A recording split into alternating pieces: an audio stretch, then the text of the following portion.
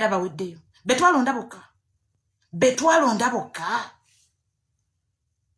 mu muntu owamwe muli mugulirizaako ddi ne muwuliriza mbunnu ddala yono waffe atuyise wabula kati mweteze mulina kye mulinda mweteze naye mwetege tugenda kubasabula mbabuulira mweteze obudde buno mpugo oyimirira gy'oyimiridde onoonya abaana bakuvume onoonya bakugambeko onoonye woowetera ofune gundi obudde buno twakimanye dda mpugo oyina obwa minisita bwe baakuwa naye onoonya ano tugambeko mbwonyiige ogenda ogambe mbuno abaana banvumye abaana tebalina njogera ebyamabisomoddwa ebyamabifulumye NUP abaana balina bwino abaana bakugamba tetugenda kukkiriza kutuzannyirako bisomoddwa nno nti Honorable Mathias Mpuuga Nsamba olwamukyusa kuba teyagobwa olwamukyusa okumujja ku bwa leader of opposition yagenderawo n'alamuziganya ekifo ne Mwami Museveni eky'okumuwa obwa minisita mu gavumenti ye kyova olaba nti ebyogerwa bingi naye ng'abaana babikubamu ebituli bagamba nti oyo ayogera lwakubanga amanyi alina wanyweredde alina ekifo kyasuubira kyova olaba nti NUP agitunuulizza omudumo olwaleero eweerabira nti akyali ku kaadi ya National Unity Platform naye omudumo gwatunuulizza bannakibiina be kikwewuunyisa nti ate munnaabwe wennyini yabatunuzzaamu omudumo ate nga y'omu ku bakulembeze mu kibiina kubanga ye vice president atwala ekitundu kya Buganda naye omudumo gwatunuulizza NUP weewuunya naye abaana bamuguddemu bagamba nti ono alamuza bwa minisita mu gavumenti ya Mwami Museveni genda gwali mwaka gwa 2020 nene tusigala tukusabula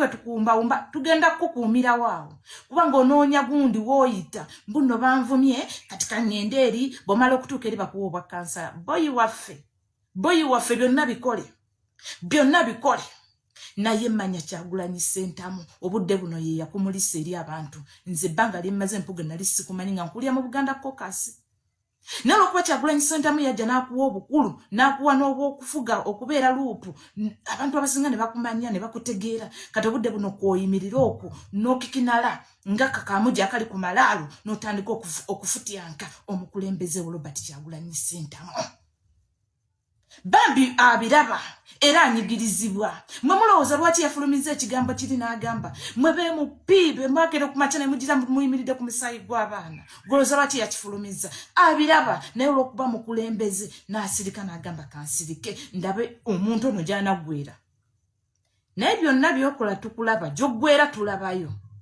naye weetuli wano okugambako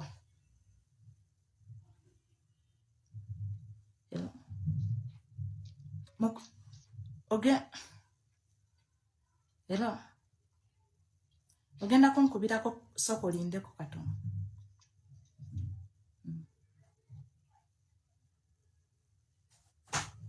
byonna byokola tubiraba weetuli wano okuba nti nno tukulaba n'ekirala baganda bange njagala mbabuulira ebigambo bino era mubitwale nga nsonga bwe mukeranga ku makya ne muyimiriranga ku kintu mbegayidde temukkirizanga kubakyusa Mpuuga ayogedde kyayogedde ne babatega gravity emabegako ayina ebigambo byeyayogera era byali bikuba omukulembeze waffe Robert Kyagulanyi Ssentamu ne bakuteekawo era omuyimbi omu era obwongo bwamwe bonna ne buddukira ku muyimbi oyo Mpuuga ne mumuvaako mbasaba mufokasinge oyo ekigambo kyayogera obudde buno mbukiruddu tebyazze jjo mbasaba busabi ebyo byayogera tebyazze jjo bibaddewo ng'omukulembeze waffe yabyogera era ne bivaawo mbasaba busabi mufokasinge obudde buno omukulembeze waffe yayimirira n'agamba ebitooke byo bigize conference gye yagira n'agamba ebitooke byo tubimaze bisimba obudde buno tubanje baganda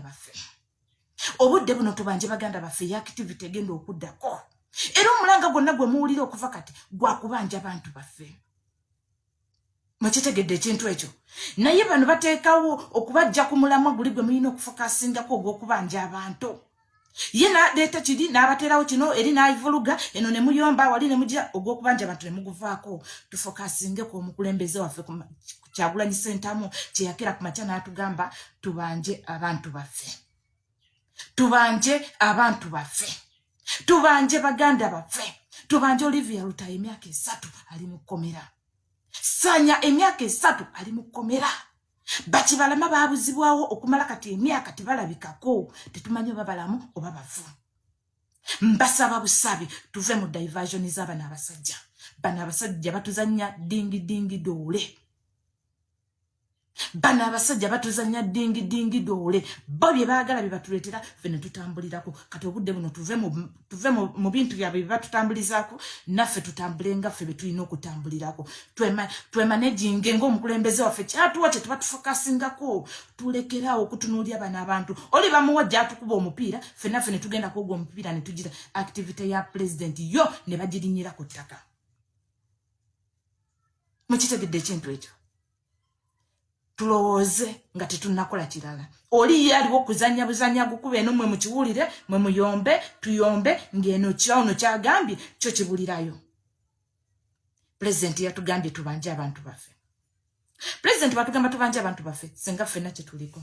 Obudde buno abasinga ndaba ba bloga baani obudde buno abeeteze balowooza kalulu. Nkiddamu baganda bange. Akalulu tukaleke gye kali. Tukyayina emyaka. Tulina 2024, tulina 2025 ne 2026. Muli birowoozaako mu kaseera mu gw'ekkumi ogw'omwaka ogujja. Awo tulimanya biganye. Naye nga tukyalina essuubi ery'emyaka gino kitegeeza tebinnagaana. Obudde buno mmwe abali mu kulowooza akalulu, ndagamuntu z'abantu ziggwako mu guno omwaka gwennyini mu mwezi gw'ekkumi abasooka okufuna. Mu guno omwaka gwennyini mu mwezi gw'ekkumi abasooka okufuna ndagamuntu. Obudde buno bannange ono omusajja alina engeri gy'abalamu ekintu mwe ne mugaana okukitegeera wadde okiteeka mu bwongo bwammwe okukimanya lwaki akikoze bw'atyo. Obudde buno baayisizza gundi yafulumye, gundi yalinkinze yannira. Yalinkinze n'efuluma. Naye abasinga temwakitaddeko maanyi nnyo na kukitunuulira olw'okuba kyabadde kya luzungu. N'ekirala abasinga okusoma kutukaluubiriza. Twagala nnyo okutunuulira zi videos, twagala nnyo okutunuulira ab'emansula, twagala nnyo okukola ki okusoma kutukaluubiriza. Nira yafulumizza ekipapula. N'egamba ndagamuntu z'abantu ezigenda okuggwako, buli mwezi oguggwako omuntu ogenda kukola fayini ya mitwalo egi. Buli mwezi oguggwako nga tonnazza ndagamuntu yo. Emitwalo egi ena.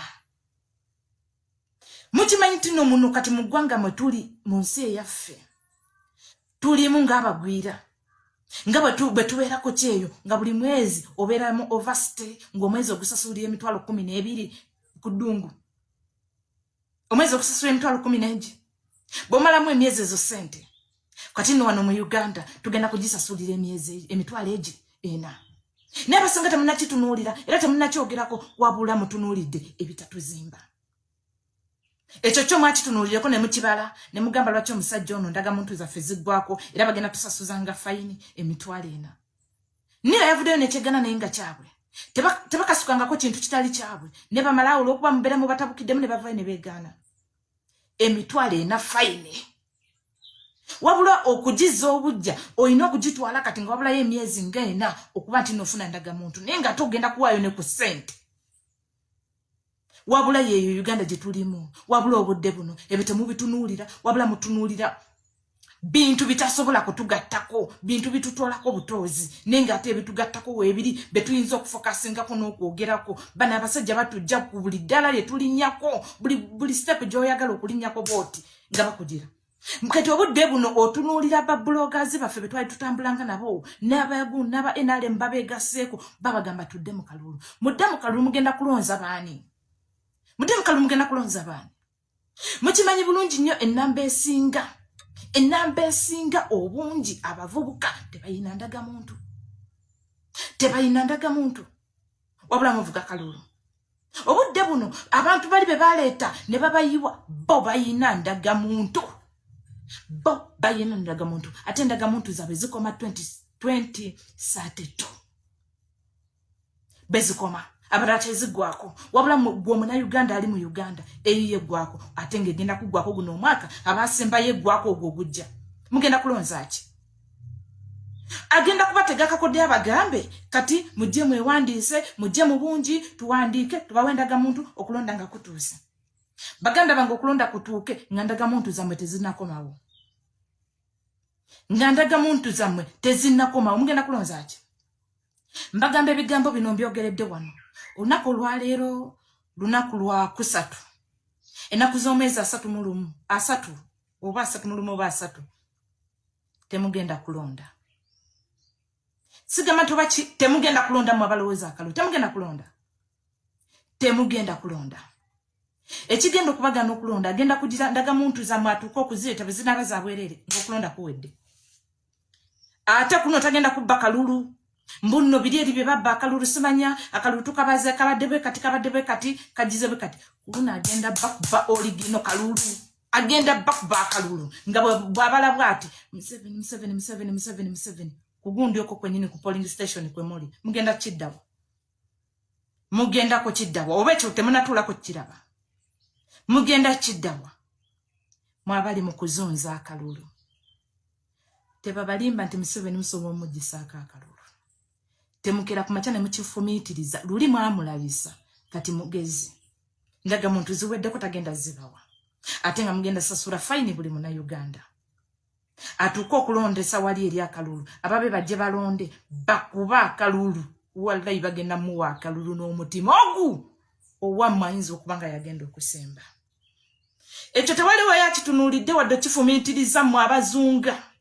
Mu abazunza tugundi tukole bwe tuti. Tewaliwo yakitunuulidde wadde kifumiitiriza nti omusajja kuno agenda kutukuba alaali nga tekuliiko kubba.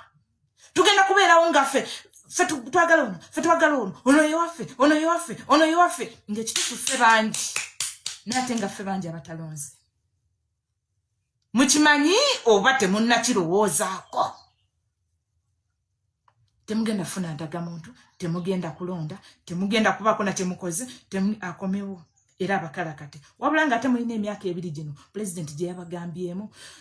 Pulezidenti kirere ekintu kye yayogera ne kino kandi. Ekyogerera eri, wano mu conference zaakoze yayogeddeko ekigambo n'ekimu. Ayinako ekigambo kye yafulumiza, n'abagamba tudde mu kalulu. Kuba naye akimanyi bulungi nnyo omusajja oyo. Ayinako ekigambo kye yafulumizaako nti tudde mu kalulu nti nedda. Lwaki mwe mukivuga? Lwaki mwe mukivuga? Tuvuge kino. Wano we wali strategy. Luli bwe yaliwo mwakola ki? Luli bwe yaliwo ng'ate luli mwakikuba. Ng'ate luli twakikuba. Musajja akalulu kamulema okubala.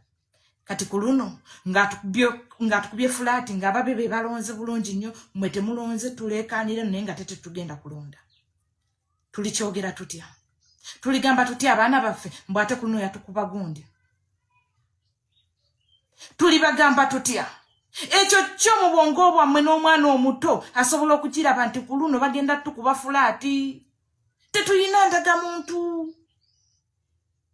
N'abaziina abandi badde baziina obudde buno ziri mu manerenda. Mwe mulowooza lwaki yakera ku makya n'aleeta ndaga muntu nkuwe $5,000. Leeta ndaga muntu nkuwe fiizi otwala omwana wo muweerere. Golooza yali musiru. Mwe mulowooza yali musiru. Yamanya luli mwajjumbira nnyo okulonda. Mwajjumbira nnyo okulonda ne mugenda ne mulonda mu bungi nnyo ndaga muntu mwazikozesa ekyamakulu. Kuno zammwe zonna bazibajjeeko. Abaziina ziggwako guno omwaka ate bwe ziggwako olina okusasula. Kati nganze ze nina okusasula ogw'e11. N'abalala kubanga ogw'e10 ziggwako. Ogw'e11 olina osasula $4,000 za overstay. Ogw'e12 olina osasula overstay. Kati ekyo mwenna mutunuulire ku mukulembeze obudde buno kyabala. Kyakira ku makya n'abagamba mukifokasingeko. Tuve ku baana bannabyabufuzi batuvuga dingi dole bo beyagaliza bifo. Tebatunuulidde mwana wanca, tebatunuulidde mwana wa leero, tebatunuulidde mwana agenda kubeerawo myaka 3 okuva kati. Bo balowooza ssente tufunyeemu tutya mu ssente zino eziriwo obudde buno zibagaba. Wabula nga ate ffe tuli mu bulumi obulumwa ensi yaffe engeri gyefaananamu. Mukitegedde ekintu ekyo baganda bange. Muve mu diversion. Diversion zifuuse diversion. Enevaawo enejja babika kiri eri kye mwali mutaddewo nti tubanje abantu baffe. Olunaku lwajjo gundi abantu ababuzibwako abaana baabwe abantu baabwe babadde mu kooti okusobola okuloopayo abaana baabwe bonna ababuzibwawo nga tebalabikako ebbanga lyonna. abaana bataddeyo abantu 18 tetumanyi oba gye bali oba nedda wabula abo beemupibbo tebabirowoozaako tebabyogerako olw'okuba bo baagira abaana abo abasinga bakwatibwa ku beemuppi abo ne babuzibwawo mu bitundu byabwe naye bo tebabaliiko balowooza tuyiseewo tutya